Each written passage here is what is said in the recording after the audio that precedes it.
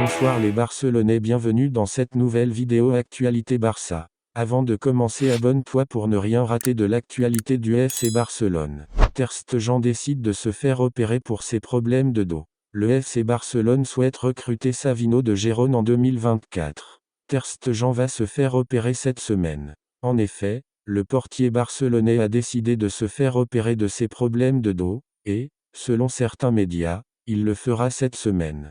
Son objectif serait d'être prêt en février pour les huitièmes de finale aller de la Ligue des Champions.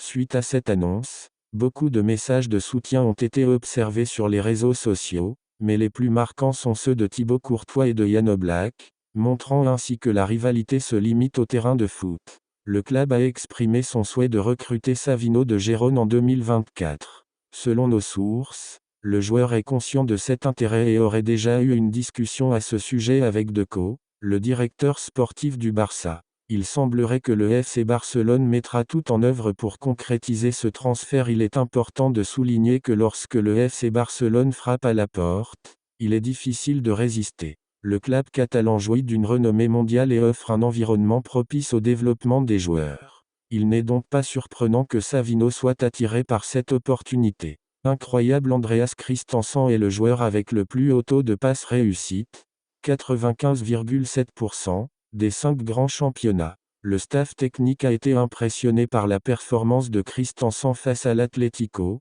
compte tenu du fait qu'il n'a même pas pu s'échauffer avant le match. Le Danois est admiré dans le vestiaire par ses coéquipiers et staff pour sa discrétion et son professionnalisme. En plus de ne pas baisser les bras ou avoir mauvaise mine, il a continué avec la même attitude sur et en dehors du terrain et c'est précisément ce qui retient l'attention de ses coéquipiers. Andreas n'a pas demandé d'explication, seulement le travail et plus de travail. Malgré la frustration de ne pas jouer face à Porto, il ne va pas se plaindre de sa situation.